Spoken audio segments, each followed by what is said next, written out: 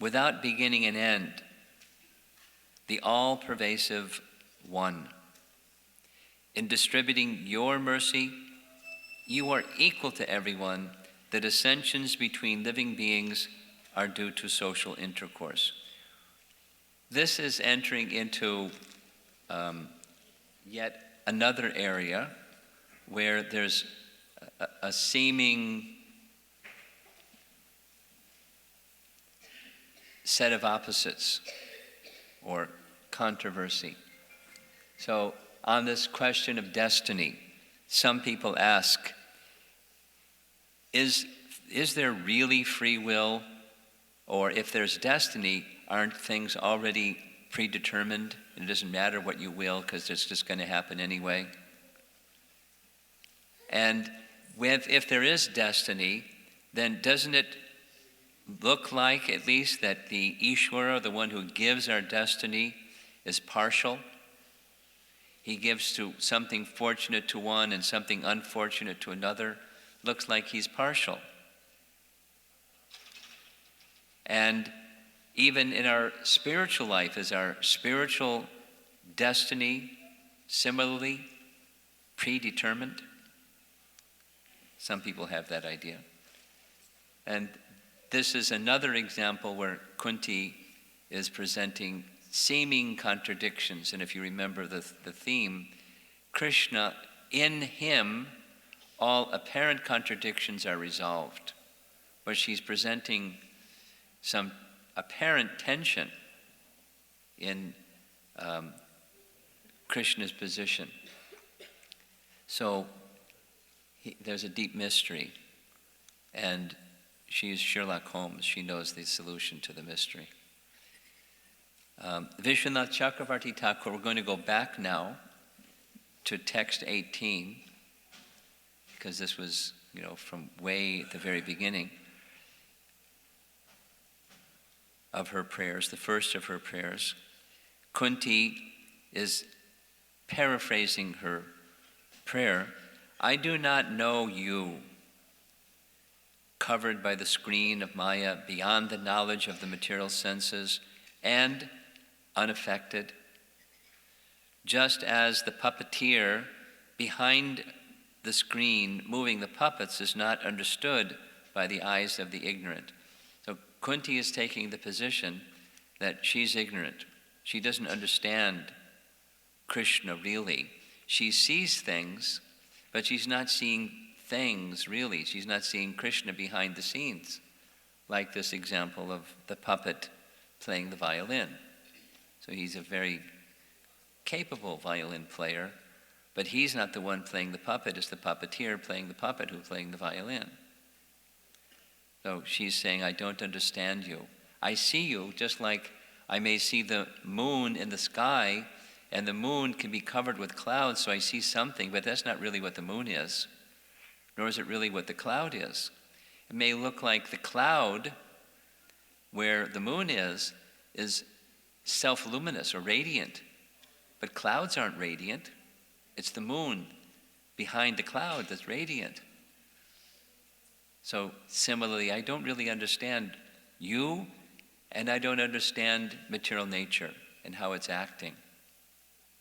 So if you remember from those of you who are with us this morning, Krishna's reply, but Kunti, you see me directly, and you're praising me.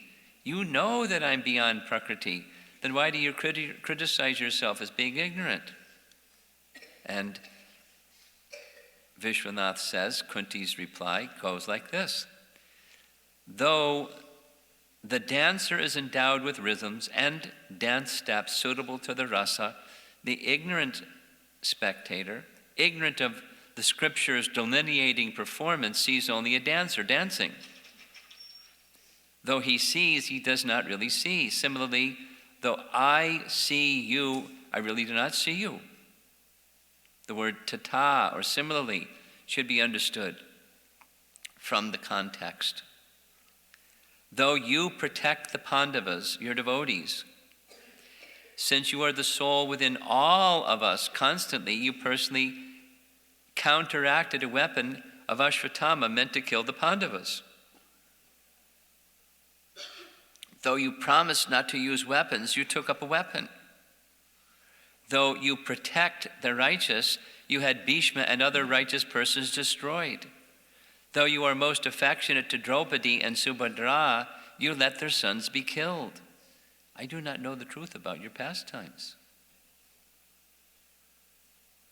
She's seeing in Krishna contradiction, and she's perplexed by those contradictions. So now back to this verse, text 28. It speaks of eternal time, and Paramatma is eternal time, or the time energy is under Paramatma's control, Kala Shakti. So Kala Shakti is Kala, it's Paramatma, the controller of eternal time. This is from Prabhupada's purport. Eternal time is the witness of all our actions, good and bad, and thus resultant reactions are destined by him. The destiny is determined by us, that is, the good and the bad. Exactly what Krishna says in Bhagavad Gita, Sadasad Yoni Janmasu. The good fortune, ill fortune is something that comes from us. We're the creators of our own destiny. Time is the witness, and witnessing the actions, time gives the reaction. Destiny is determined by us, according to the witness of Paramatma, or eternal time. Without his sanction, not a blade of grass can move. Prabhupada would often use that metaphor. Living beings are given as much freedom as they deserve. Like this question, 50%, surrender to Krishna question. Living beings are given as much freedom as they deserve. At the same time, and misuse of that freedom is the cause of suffering. So 50% leaves another 50% of struggle because we didn't surrender to Krishna. 50% freedom and 50% struggle.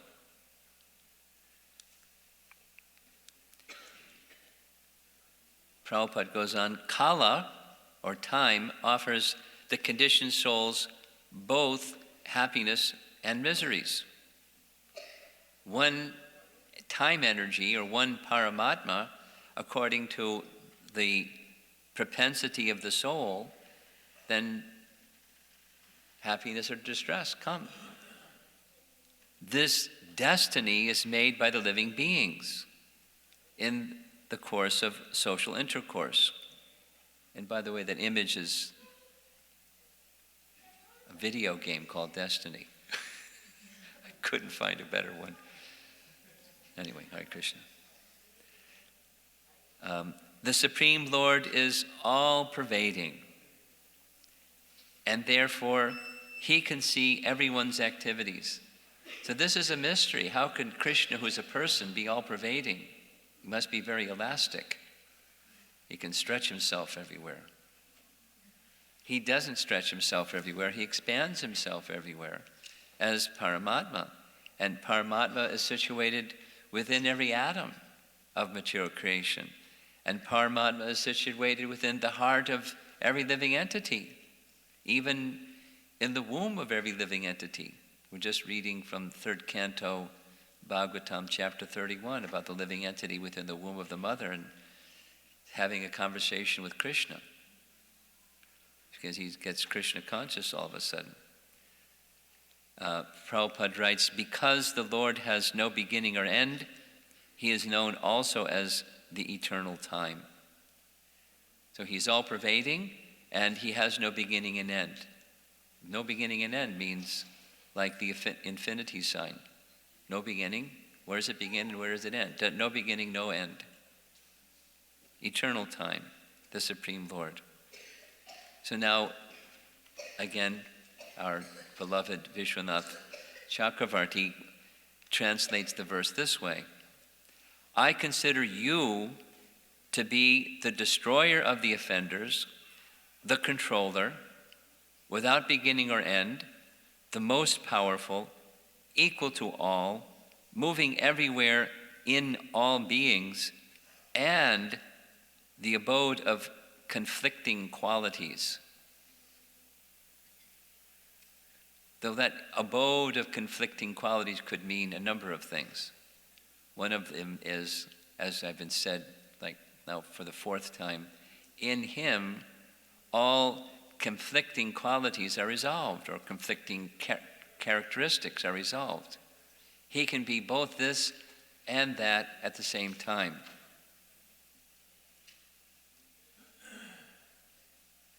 Better than quantum mechanics. Not just a 1 and a 0, or a particle or a wave. It's both at the same time, and for Krishna it's no problem. No problem. Prabhupada was once asked a stump the Swami question. Swamiji, it is said that Krishna can do anything. Is that right? Yes, Krishna can do anything. So, can Krishna create an object that's so heavy he cannot lift it? It's a trick question. Because if you say, yes, he can create something so heavy he cannot lift it, there's something he can't do, he can't lift it. And if you say he can't create something so heavy he can't lift it, then there's something he can't do. It's a trick question. So Prabhupada said, yes, he can create something so heavy he can't lift it, and then lift it.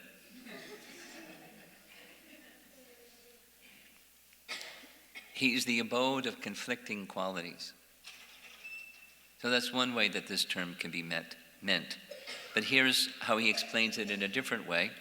This verse describes the Lord's destruction, because kala, or time, can also literally mean destruction, because time destroys everything. This verse describes the Lord's destruction of those who offend his devotees. You are not unjust because you show attachment to the devotee, indifference to matter, assistance to some, and destruction to others. Yad mita kali means in whom there is conflict. Why? Because the Lord gives suffering and bliss, his equal and prejudiced, and unmerciful and merciful.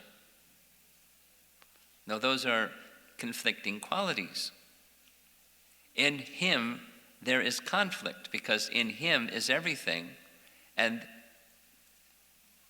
all those things, like we spoke about anger, that's absolute and not material, then it's absolute. It's not, it's opposite. Krishna exists in Advaya realm, the non-dual realm. It's a very important point. Very important point. It's a transcendental point. That Krishna has everything, and in Krishna is everything, including these things that appear to be in conflict with one another. In him, all apparently contradictory opposites are resolved. So I chose this yin-yang symbol because everyone knows that one. That's the one where it's opposites. If there's light, there's dark. If there's happy, there's sad. If there's pleasure, there's pain. If there's this, there's that. And that's the material world. So what holds the material world together? It's Krishna. For those who are Buddhists, they like this yin-yang. That's their symbol. It's one of their symbols. The realm of opposites. And their position is go beyond the realm of opposites, and what's that? It's nothing. But for the perspective of Queen Kunti, it's Krishna. He's behind all these opposites. He's the shelter and the abode and the resolving place of all apparently opposite things. And in so doing, he's irreproachable. If you remember this word, it's one of the words in text 19. Irreproachable. There's no fault in him that in him all these apparently contradictory things exist. Again, here's this text 19. Avyayam is the Sanskrit word that Prabhupada has translated as irreproachable. Adhoksajam avyayam.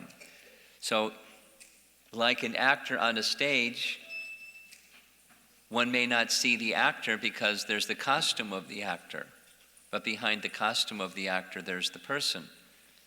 Similarly, Krishna is the person behind the whole of material creation. Now, Kuntis is saying, I don't see you, but because of devotion, she does. Okay, that was text 28. Now we're ready for text 29. And it gets a little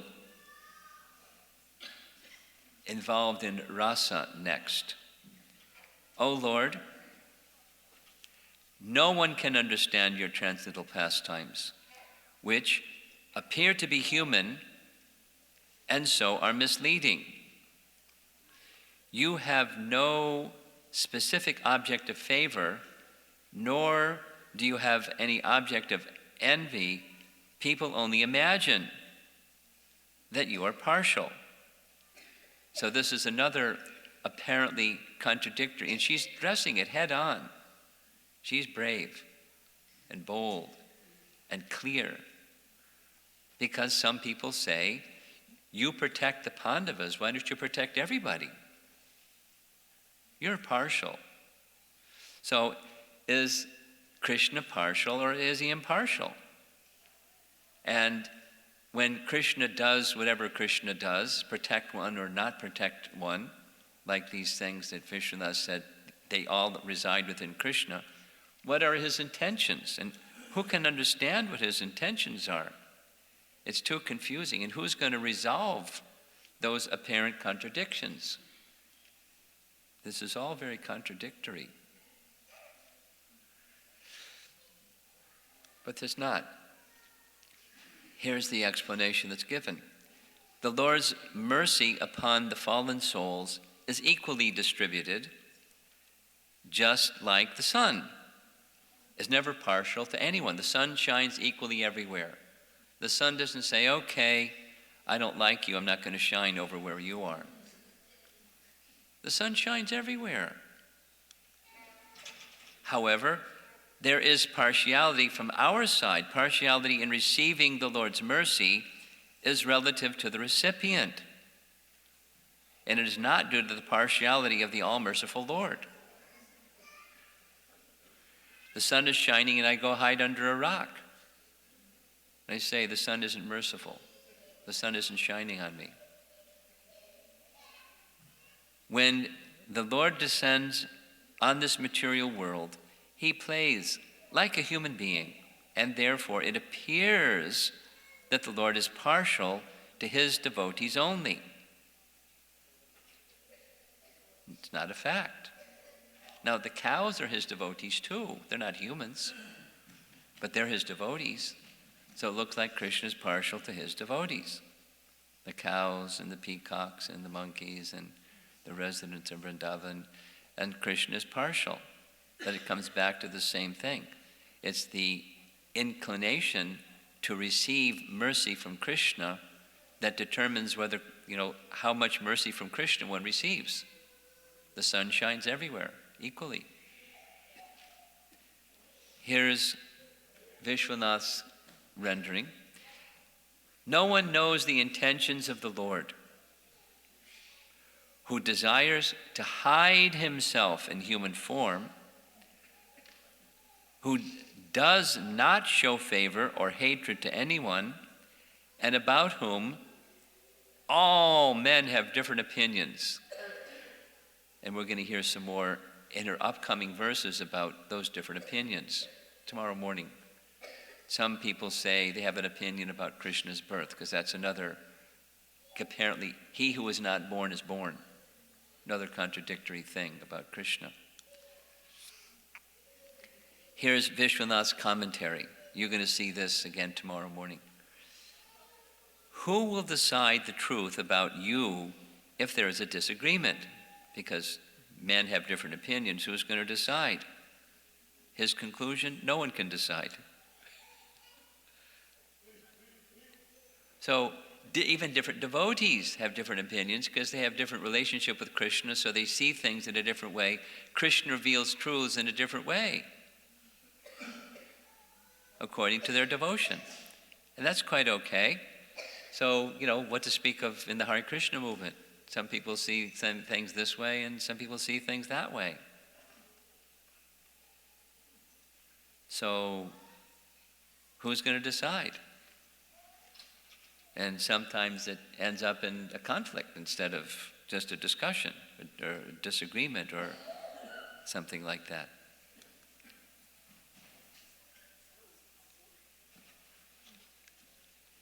No one knows the plan of you who desire to play the role of human beings as Rama and Krishna.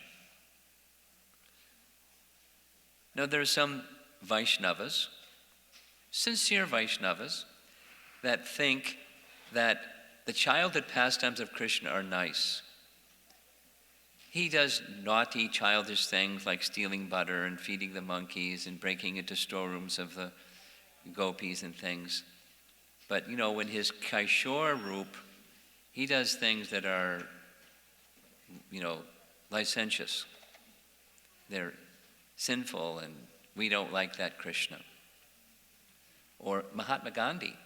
I don't know if any of you have ever read Mahatma Gandhi's writings. I took the time, long story. I was visiting in someone's home after a home program, spent the night in their kid's home or apartment or room because he was off at college, and I got up early and chanted, and so then I went to their library. The first book is Gandhi's commentary on Bhagavad Gita. I pulled it off the shelf, randomly opened the page where Gandhi said, if I have to accept that there really was a Kurukshetra battle and Krishna induced Arjuna to fight the Kurukshetra battle, then I give up my Hinduism. My Krishna is, and he went on, I just closed the book.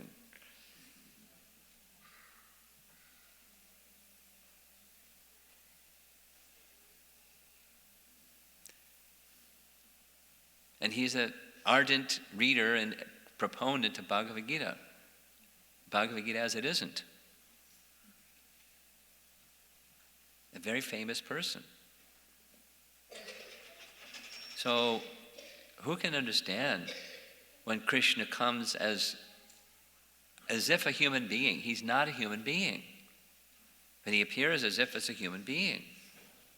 And he performs wonderful pastimes. His pastimes are very perplexing. And then his plan to delude those fools who cannot see Krishna. So there was the washerman, who he saw Krishna, but because his heart was inimical toward Krishna and dedicated to Kamsa, he insulted not just Krishna, he insulted the cowherd boys, and that was too much for Krishna. So Krishna helped get relieved from the talking part of his body with the rest of his body, with just the little judo chop, just the tips of his fingers. Or Shishupal, who was a fool who was unable to, to understand Krishna's position. He also lost the talking part of his body. But the others in the assembly, they were able to understand Krishna. So who can understand Krishna's plan where such fools are deluded? Even they're in Krishna's association.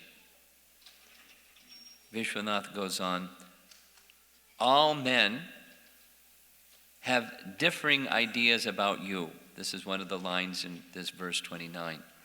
Yasmin vishama matir nrinam. Nrinam, amongst men, matir, there's different ideas. Vishama. The sun shows attachment to the sun stone by imparting its own qualities. There is such a thing as a sunstone. This is an image of a sunstone. It's imparting the qualities. The sun imparts its qualities to that stone. Or it shows indifference The sun shows indifference to the blind man. And it is helpful to the who become joyful when the sun rises and destroys darkness.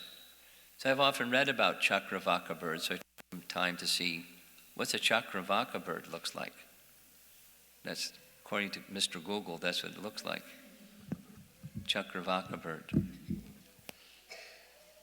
The sun is harmful to the darkness used by thieves and owls. But the sun is not partial to anyone. It manifests the same light to all. The cause of difference is the good or bad qualities of the specific object.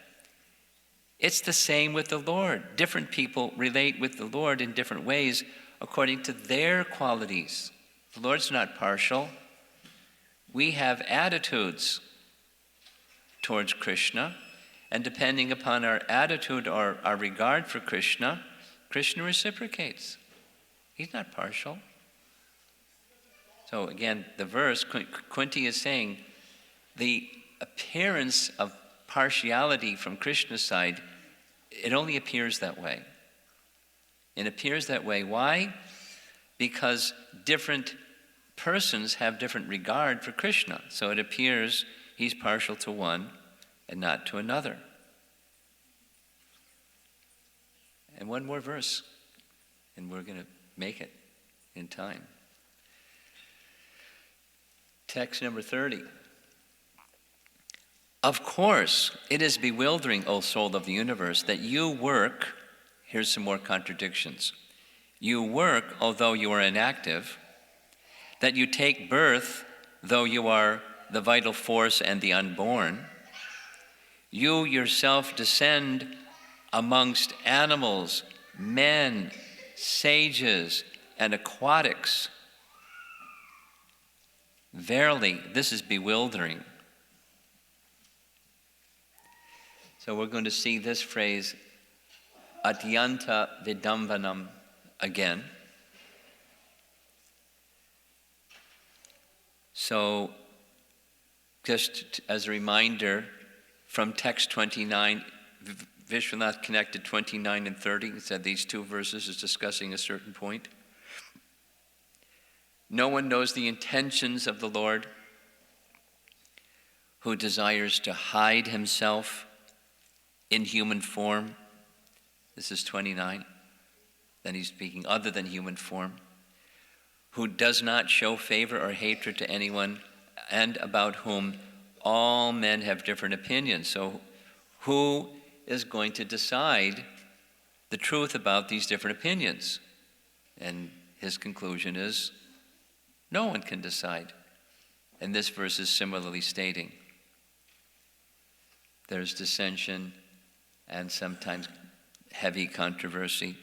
So now we're going to go on. Apparently contradictory pastimes, unthinkable by human capacity, it's either a 1 or a 0. That's the mind. The mind is a binary processor. It's either this or that. It's up or down. But how can it be up and down? How can it be the union or the harmony of opposites? In the world of duality, it's not possible. But in the realm of Krishna, it's all these contradictory features are resolved within him. And she understands it. She's presenting herself in a humble way like she doesn't understand it. But she understands it. So here's the apparent contradiction string again. The Lord is the all-pervading supersoul of all existence.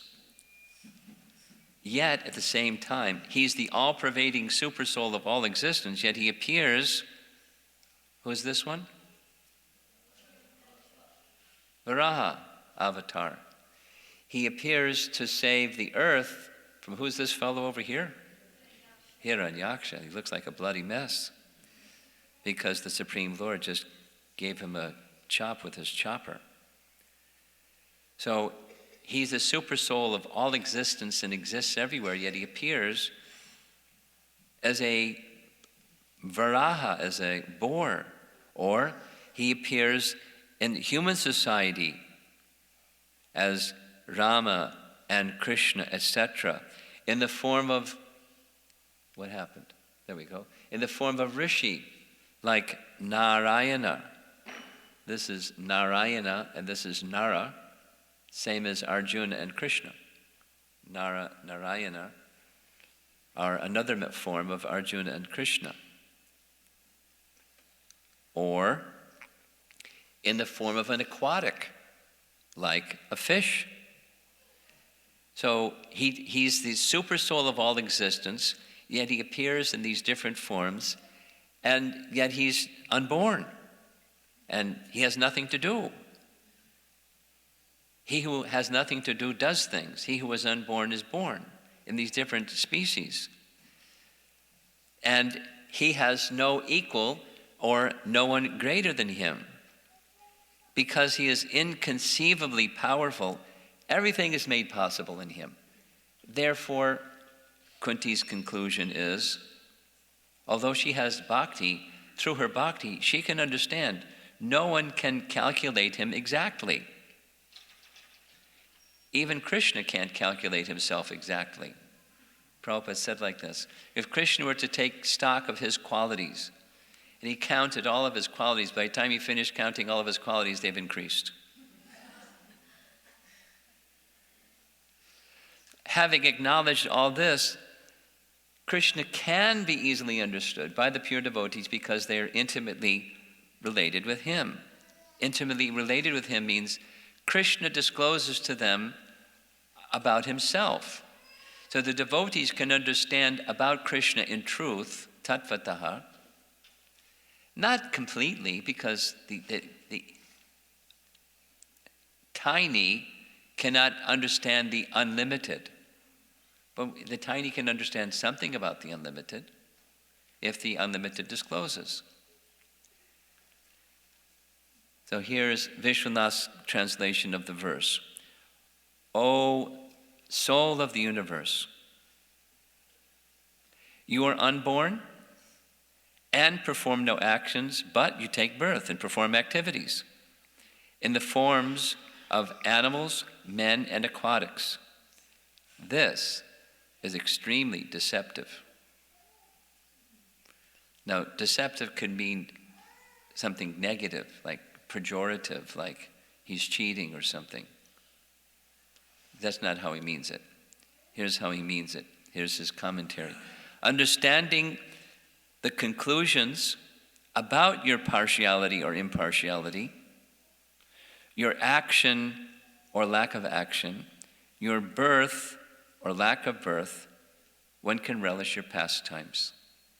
So that's what Vishwanath does. He's a devotee, pure relisher of Krishna. So he relishes going back and forth and back and forth. He's a very special person. You are born, though you are unborn, and perform actions, though you are not the doer. You manifest your attractive nature in various forms as animals, humans, and aquatics. This is an extreme deception, atyanta vidambanam, since it appears that you lessen your stature by accepting inferior forms. I mean, that's commonly how people take it. What? The Supreme Lord appeared as a hog? How degrading. What kind of theology is this? Or a fish? Or a half man, half lion, and so forth and so on. When you accepted the boar incarnation, this is the contradiction, relishing that Vishwanath likes to do. When you accepted the boar incarnation, you sniffed out the earth. Though you are omniscient and omnipotent, You became a real boar. By seeing that form, the knowers of the truth will not laugh and say that you are simply a mortal animal, thinking that you are a jiva under the control of karma. Maybe some of you have read the biography of Bhaktisiddhanta's life written by Rupa Vilas, and there's this Professor Southers from Ohio University, Ohio State, that went way back then in the 1940s to meet Bhaktisiddhanta because he had heard he was a scholar in Indology or Sanskrit or something. And he asked him, why do you worship a God who does these bad things that Krishna does? He explained in an amazing way. Then can you explain how you worship God as a boar or as a fish and these other forms? And Krishna is the source of all varieties of life. So for there to be fish or any of the other species of life, they have to exist in the Supreme. And they do exist in the Supreme. So he manifests this form of a boar from which the other forms of the boar in this world are a reflection, etc. It's stated in Scripture, all the species of life. These are principal avatars, but all the forms that are found in this world have their place in the spiritual world. It's mind-blowing, but that's what Scripture tells us. More contradiction.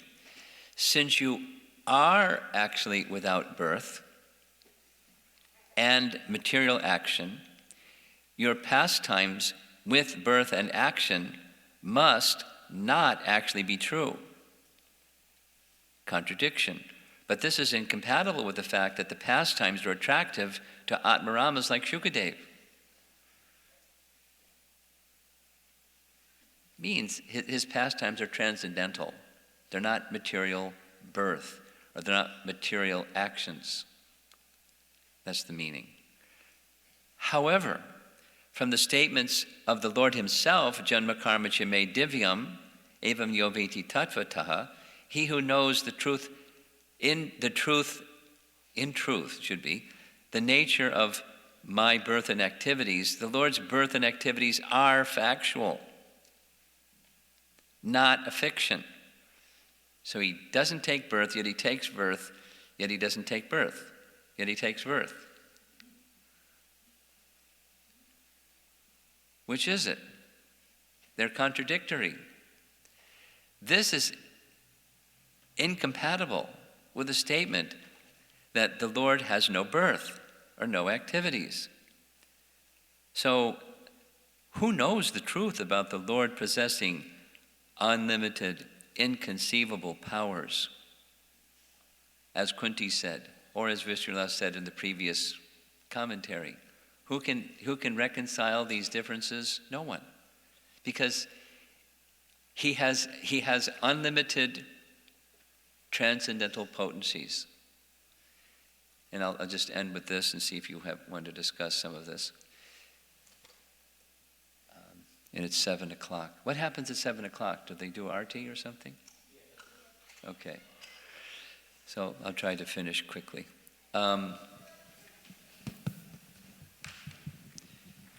In the beginning of Bhagavat Sandarbha, it's one of the 6 Sandarbhas of Jiva Goswami, a premise at the very beginning is that there's no question of understanding God without accepting that he has unlimited and inconceivable potencies, because the Mayavadis say no. Because as soon as you have potencies and potent, then you have 2, and their premise is you can't have 2, there's only 1, so you can't have potencies. So with that position, they can't understand God. So he says it the opposite. In order to understand God, there must be the acceptance that he has unlimited and inconceivable potencies. Because you say, well, that's something he can't have, then he's not God. So he has to have. And he does have.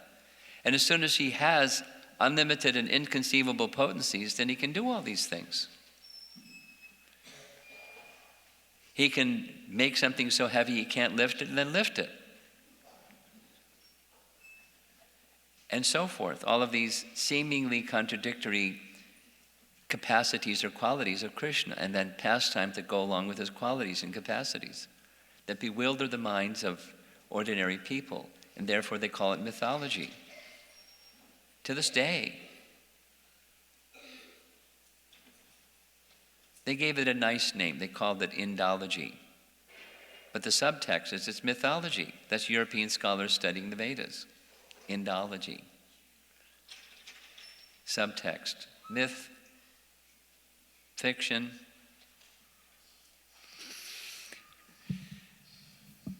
But Kunti understands, and she's helping us to understand how to understand through bhakti and this quality of humility. Then Krishna can disclose things about himself because of one's intimate relation with him. That's something Kunti has that we should want to have too. Any discussion? Yes? Do we have a microphone? Who has the microphone? Right here? Right here? Right here? Raise your hand. You're okay. Guru Maharaj, in the slide that you showed, Srila Vishwanath Chakravarti Thakur's commentary on verse 28. Which one? This one? Verse 28, no, in the beginning of this session. Okay. He translates word samam as being unjust. Krishna being, let me read.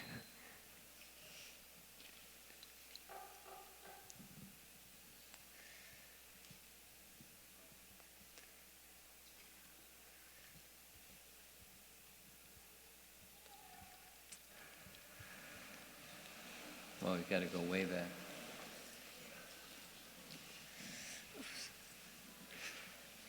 Can we have silent arti? Is that okay? Silent arti? Thank you. Which one?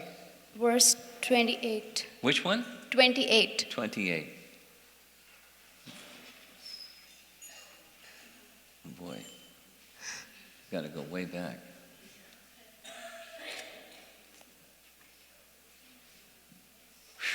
Found it. Okay.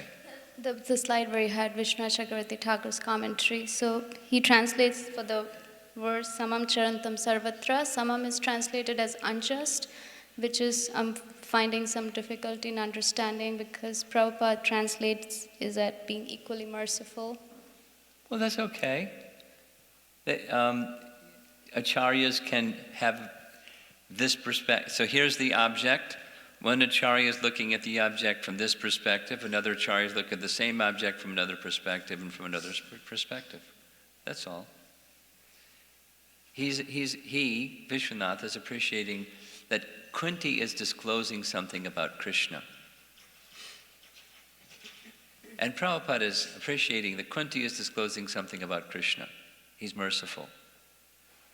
Or he's equal. It's okay. Krishna is unlimited. Another question over here. Maharaj, so what is the answer for this perplexity, or the transcendental reason behind Krishna saving, Ashwatthama, like Uttara's son, but getting Draupadi's sons killed?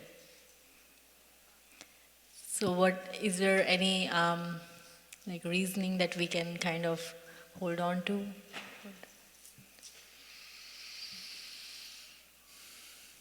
Well, unless, with Ashwatthama, the reason is given. And with Draupadi's sons, I've not come across, maybe there is some explanation, but I've not come across the explanation that's given. Why that was permitted and the other was not. Specifically with Ashwatthama, Krishna he had many things going on simultaneously.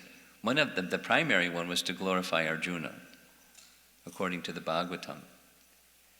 He wanted the world to know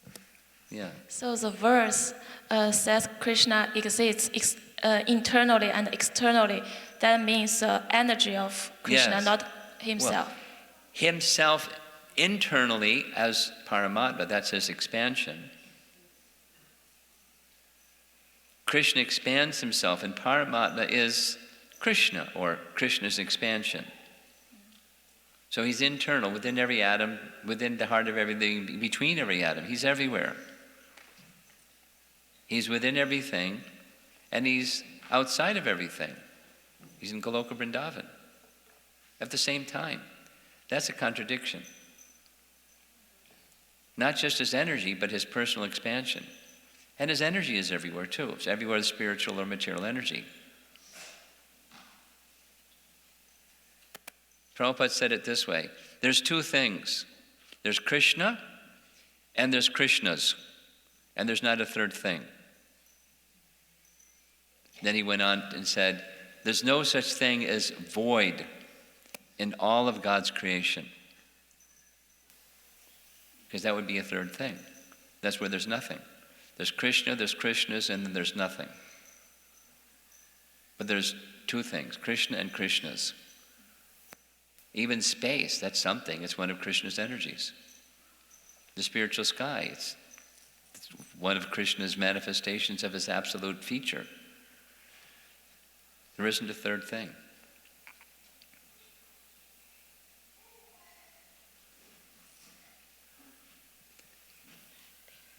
Over on the men's side, there's some men that have been very patient, enthusiastic. Hare Krishna, Guru Maharaj. Please Hold it a little further away, yeah. please explain a summary of Bhagavad Sandarbha. And No, I can't do that. That's too big. Okay. so my next question is, on one side we are instructed that we don't have to go outside Prabhupada books, and you mentioned books like Bhagavad Sandarbha. So should we aspire to read them at some point? How do we At look some at point, yes, at some point. In Chaitanya Charitamrita, Prabhupada says that those who are interested in this subject matter should read the Sandarbhas of Jiva Goswami. Should I find the passage, or you want to find it yourself? So, in course of time, one should thoroughly become conversant in Prabhupada's books before going on to these other things. But, a sampler here and there that says coming attractions, that's nice. Yeah, you lost the microphone. It's already over here. You'll come back. Go ahead. You're next. And then this gentleman over here, he was patiently waiting. Go ahead. Okay. I don't know if you can remember, but at the very last line of your class just now, you said that this is what Queen Kunti. I missed the last sentence. This is what Kunti. These are her qualities, and this is we should try to imbibe them. Say it again. The last thing I said was Kunti something? I don't know what the last thing you said was, but it was about Queen Kunti and how. Okay, here we go again. Keep going. Okay, let's see. You said the last point was different people relate with the Lord in different ways according to their qualities. Right. And then you were describing. Right there, that one? Yes. And then you were describing Queen Kunti's attitude. Yeah. And how we can, I don't know if you can remember, if not, it's fine. Do you want me to say something more about Queen Kunti's mood and how she's understood Krishna? Yes, that's exactly what you were describing. Okay. And then, Well, that's come by tomorrow morning and we'll hear some more because it's in her prayers. But she sees Krishna, for example, differently than Mother Yashoda sees Krishna. And Krishna, because she sees Krishna the way that she sees Krishna, Krishna interacts with her differently than Krishna interacts with Mother Yashoda, because he's reciprocating with each of their regard for him. So he performs pastimes to exactly accommodate their love for him, their regard for him. Exactly. Perfect match. So Kunti is seeing according to her quality. She's seeing, I described earlier, she sees Krishna as Supersoul. He's the Lord in the heart of every living being, and here he is, walking around amongst us.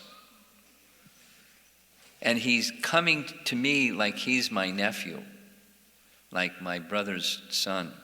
And he's coming to touch my feet, as is the etiquette for a cultured person who sees his superior. And that disturbs her, because she sees him as Supersoul. Why is he respecting me like this? But that's so she sees with reverence. And Yasoda doesn't. She sees it's her son. Period. And he just did this naughty thing. He stole. And if I let my son steal when he's little, when he grows up, what's going to happen? So I'm his mother. I have to teach him not to steal. I have to discipline him. I've warned him so many times. Now I have to discipline him. So that's Mother Jasoda. And we're going to hear tomorrow morning that Krishna likes that so much. Okay? Just really quickly, you said use the words kaivalya and akinchana Yeah. a couple of times. Can you briefly describe what each of them means? Kaivalya And akinchana. and akinchana. Well, kaivalya, could someone take the microphone from her? Kaivalya means absolute. Like, our teaching is Kevala Bhakti. And Shankara's is Kevala Advaita. Absolute monism. And ours is absolute bhakti. Kevala Bhakti. Kaivalya Bhakti. So Kaivalya means absolute. And akinchana means having no material shelter. You may have stuff that you use in Krishna service, but you don't see that as shelter or a source of happiness or what brings meaning to your life as stuff. There's one thing for a devotee that has meaning to life, and that's Krishna and our service and relationship with Krishna. So then stuff has some meaning because it's for Krishna service. And otherwise, no thank you. No, with a smile. No thank you. Yes. Hare Krishna Maharaj. Maharaj, we talked about Lord Krishna protecting his devotees no matter in whatever circumstances the devotee may be in, and how he protected Queen Kunti and the Pandavas. So why didn't he protect great warriors like Abhimanyu and Bhim's son Ghatotkacha? Because they were also fighting for the Pandavas. Well, this is a similar question to one question earlier where I don't know anything our acharyas had to say of why the sons of Draupadi, Krishna allowed them to be killed, or why Abhimanyu was allowed to be killed. Because Krishna can do the same thing. He could have had Jayadratha, finished in some other way without having Abhimanyu killed, but he chose that way. Now, when Abhimanyu was killed in the presence of Krishna, where did Abhimanyu go? Where did the soul of Abhimanyu go? You know the answer? To Krishna, the spiritual world. So although he was killed, he was liberated. Or Maharaj Parikshit. Why did Krishna allow Maharaj Parikshit to be killed by a snake bird when he could have protected him? Now here's something, again, Jiva Goswami says, sometimes, aside from, why does Krishna permit, sometimes a devotee shows opulence, like He gives the example of Prahlad Maharaj, who was protected by so many ways. When terrible Hiranyakashipu tried to kill him and tried this and that and the other thing, and nothing worked. And still Hiranyakashipu didn't believe it. He couldn't see the power of bhakti or the bhakta or Bhagavan.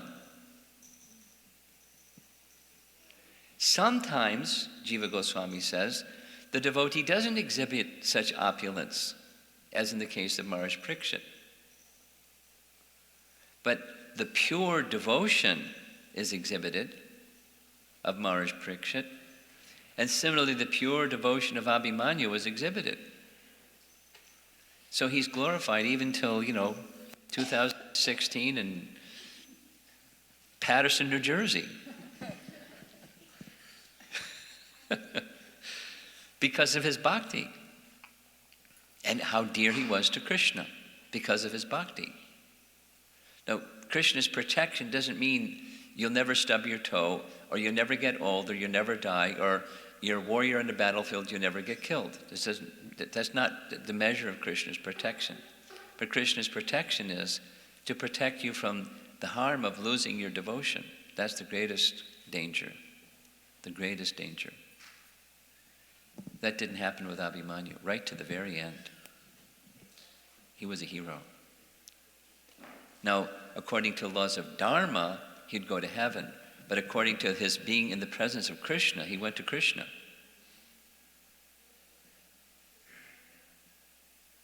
Yeah? Yes. Hare Krishna Maharaj.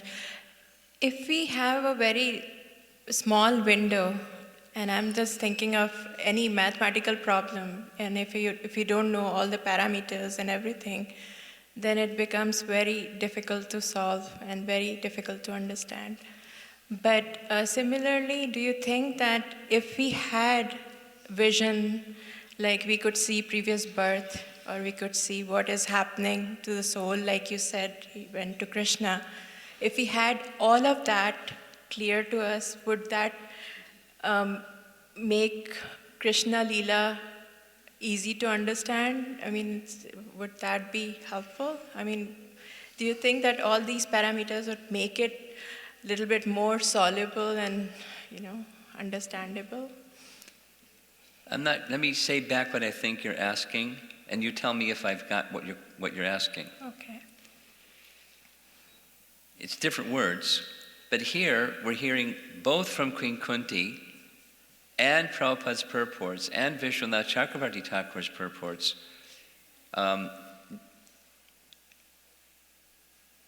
Very difficult to understand things about Krishna. That even if one is a pure devotee, Queen Kunti says, and Vishwanath says, you can't understand. But hearing them, can that help us? Your question is, can that help us appreciate in greater depth about the person who we're trying to dedicate our lives to and render devotional service unto Krishna, because it tells us more about his qualities and his nature, and that inspires devotion in us by hearing like this? Is that what your question is? Yeah, because the questions, people would question about Krishna, that you're trying to understand his capacity, or, you're quantizing his ability, which is not doable. But if he had the vision of, what was the past and what is the future, then some things would be explainable just like that. We don't have to worry. Well, we don't have, Vyasadeva and certain very, very special souls can understand past and future. But let's just take Durvasa Muni. He had the capacity to see the future. With Kunti, he knew the future, that she would have difficulty in conceiving children, so he gave her a mantra so she could overcome that difficulty. But he wasn't a pure devotee. He had some problems with a pure devotee. And the reason he had a problem with Maharaj Ambarish was he was envious. Why is this king? I'm a Brahmana. I'm a great yogi, I'm a great rishi. He's honored more than me. I'll show him.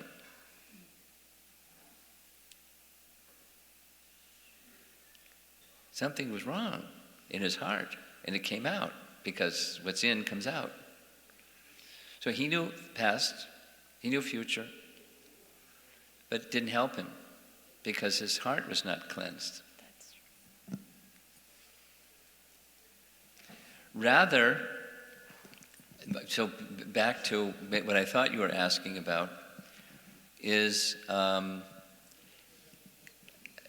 in one sense hearing these topics that don't seem to have a clear answer, and then verse after verse after verse, like you're just waiting for the good news, here's all the answers, and it doesn't come out an answer. It comes out the glories of Krishna. And in the association to devotees, hearing and discussing the glories of Krishna tells us more about the inconceivableness of the person who we're worshiping, who is the reservoir of the resolve of all contradictions. But it's not a contradiction. When he protects the Pandavas and he finishes Shishupal, he gave Shishupal liberation. He was nasty. Super nasty. It's a long story. Shishupal, when Shishupal was born, there's a family tree of how Shishupal was born. When he was born, it was shortly after Krishna was born. So he's just lying in the crib, and he hears someone speaking about the relative, our relative Yashoda and Nanda. They also had a child. And he hears Krishna's name and he screams. Not cries. You know the difference when children scream. And he screamed.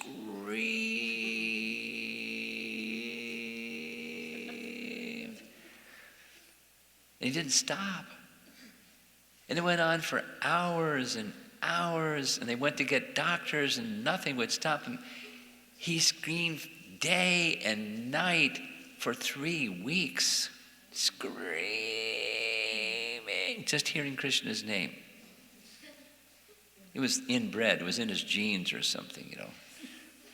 He was inimical towards Krishna to the max. And Krishna gave him liberation.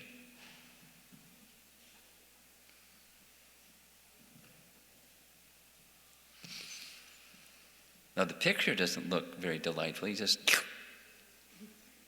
but you know, anyway, he was vilifying Krishna so many times, Bhima wanted to finish him with his club. And Krishna checked him, no. Anyway.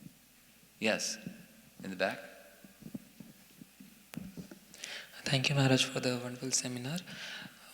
I had this kind of doubt that when we are talking about contradictions, then like if we go ahead, then we also see that there are contradictions in as one of the questions came up, there is contradictions in the purports which various commentaries which various acharyas have written. This regarding the same thing. So as a student, I put this question two ways. As a student, how do I understand, how do I assimilate that maybe, means which one is applicable to us, which one should I take it? And the second part is of the same, regarding the same contradiction, that we can understand as Krishna conscious devotees there is right and there is wrong. But when there is a conflict between right and right, how do I take the decision? It's the same question, just asked in a different way. Part 2 is the same as part 1. Well, I'll say 2 or 3 things. One is, Badrinarayan Swami? Yeah. You know him. Yes. One of his favorite, he has certain favorites, but favorite amongst his favorites is something that he heard Srila Prabhupada say in Los Angeles. He was right at his feet in front of the Vyasa-san, that one of the indications of intelligence is that one can hold with one's intelligence 2 opposing positions at the same time. And they're both right.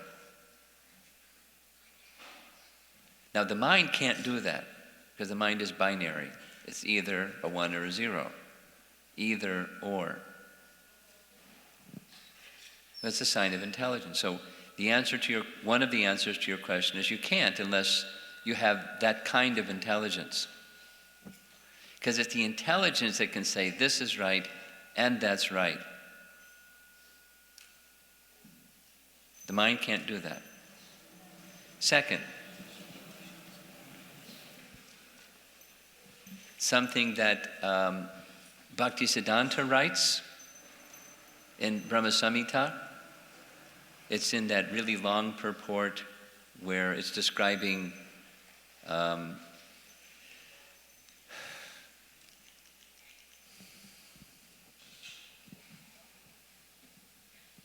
Vibrama Vilas, seeming error of the pastimes of Krishna.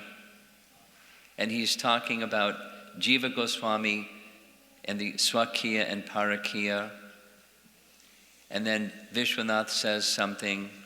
So Bhaktisiddhanta is saying one should not, when you hear that different acharyas are holding different opinions, they can both, in the transcendental realm, they can both be right. Although they're saying different things. And to us it appears that they're mutually contradictory. If it's this, it can't be that. If it's that, it can't be this. But they can both be right.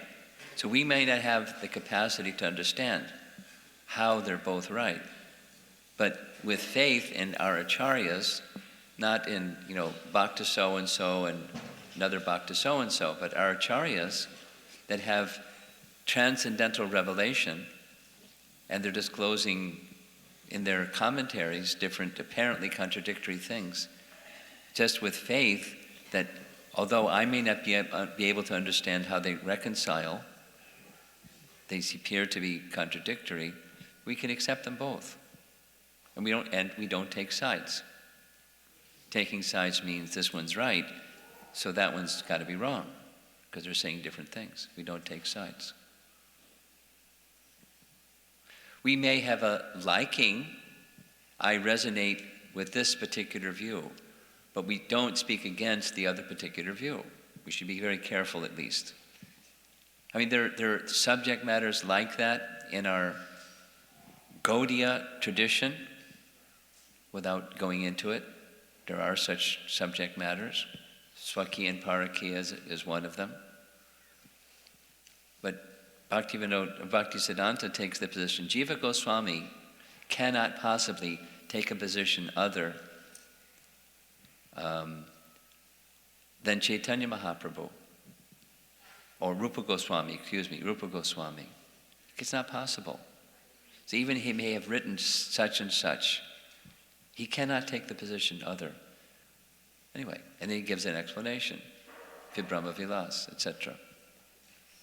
Pastimes of seeming error. It's technical. The question is technical, so the answer is technical.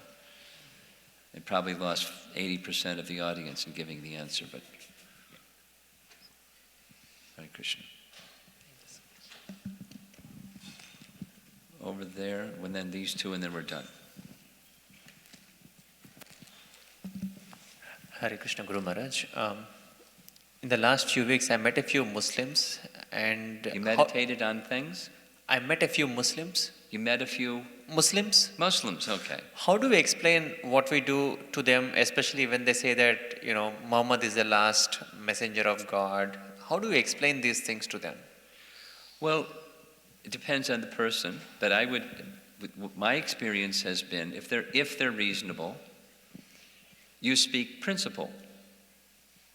And then the principle applies in your teachings this way, the same principle applies in our teachings that way. And so we're actually following the same principle. It's following a bhakti principle that you approach God through the representative of God. And for you, Muhammad is representative of God.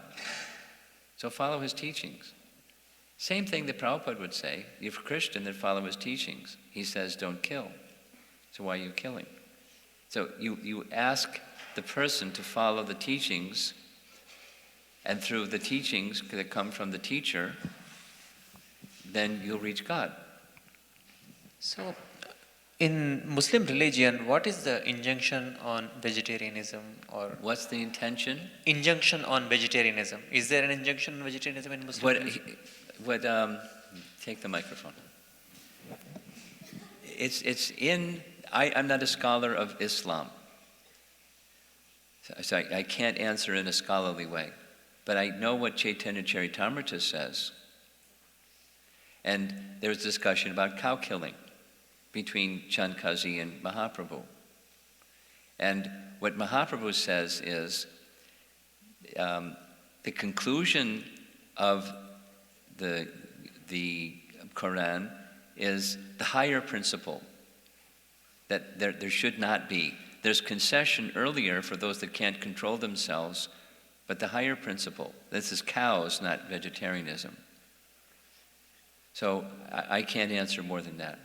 So it's just like if you're having a discussion with somebody that's a beginner, and you say X, and towards the end of that conversation with that beginner, you say 5X. You know, the conclusion is what's the most important item rather than the beginning point of that conversation. So for beginners, there's concessions. For those that are more spiritually qualified, there's restrictions. It's kind of like pravritti and nivritti. The higher principle is nivritti. But for those that can't follow nivritti, there's pravritti. There's concession. Say the same thing in a different way. Satyaraj wrote a book on vegetarianism as found in different religions, and it's, you know, I don't recall the details of that book, but it's references in each of the world's major religions, including Islam, that speaks about vegetarianism. So you can ask Satyaraj for his book. He'll be glad to sell you a copy. He likes to sell his books. Yuli?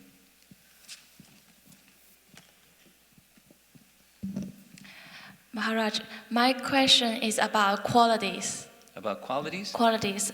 If I understand correct, A little further away. Too loud. Yeah. understand correctly, Krishna reciprocate with everyone according to our qualities. Yeah. And I also heard from you that pure devotee has 26 qualities. Yeah. My question is, as a dominant types of quality we possess in the spiritual world, predetermined, and other qualities we have in spiritual world, the same quality we exhibit here in the material world. No. And yes. No to the last one. You know, the qualities that we have here, they're very covered. Intrinsically, the soul has qualities. And the intrinsic qualities come out as one becomes purified, including spiritual form, spiritual name, spiritual activity, spiritual service. It comes out. It's intrinsic within the soul. It's of the soul. It's eternal. It's with us, but dormant. Like a seed is life that's dormant and it needs to be germinated or sprouted. And it comes out. So supposing I have a bag of seeds, supposing they're all marigolds. Some are going to be yellow and some are going to be orange. Some are going to be with flowers like this and some are going to be with flowers like that. But looking in the, if I was a horticulturist, maybe I can tell you that's going to be an orange one, that's going to be a yellow one. But at least most of us, looking at the outside, you can't tell one from the other. Maybe you can have one that has big flowers, one that has small flowers, but not what color. But it's already there. That's a mundane example, a worldly example, but each one of us has an internal relation with Krishna. And our spiritual qualities go with that spiritual identity. And it'll be awakened through bhakti. Just stick around. And those spiritual qualities are with us. but they're not manifest now. It's not exactly predetermined. This is another thing. It's a subtle thing. But Tamal Krishna Maharaj, I heard him on many occasions say this, that he asked Srila Prabhupada, is it possible in the spiritual world that one may become attracted to a particular rasa and evolve into that particular rasa, from this one to that one? Because your question, is it predetermined? And because that was one of the questions and Prabhupada's answer was, the spiritual world is not static, like stationary. It's ecstatic, indicating, through association, something can happen. But on the other hand, someone, a cowherd boy, ask him, do you want to be a cow or a gopi or something? No, I want to be a cowherd boy. One is completely contented with one's constitutional rasa with Krishna. Ask Hanuman, you want to become something other than Hanuman? No. Why? Don't even ask Hanuman that question. Okay. Last question.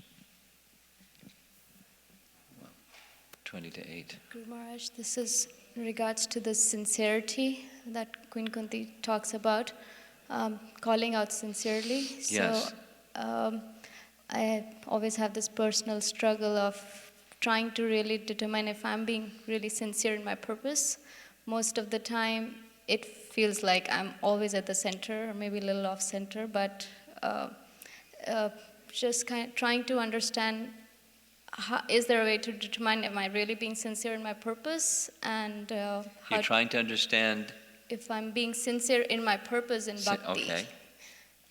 And how to elevate my consciousness, or how to go focus more. Just hearing your question, A and B, two things. You're acknowledging that it's less than sincere, like this question of the 50% question. So that means there's another 50% that's not. So some and some not. It's mixed. But that's, so that's an honest assessment of practically every one of us. There's a mix. Something and something that's not. So recognizing that there's something that's not, and I'd like to get to the place where it's fully sincere, I'm questioning whether I'm really sincere about wanting that. Okay, well, so there's a connected with that question, there's a feeling. And so chant from that place where that feeling is, I'm not feeling confident or convinced or sure of myself that even the desire for that full sincerity is sincere. So that's a step in the right direction. I'm not there yet. But, model yourself after Kunti, and she's feeling herself totally not qualified, so you have good company. Just, hold on to Kunti's sari and, hear her prayers, and hear, the heart of Kunti that she's disclosing, not just the information, but the heart of submission to Krishna that she's disclosing. It's really fantastic. Kunti's really good association. Okay, we're going to end. Thank you very much. Srila Prabhupada Ki Jai.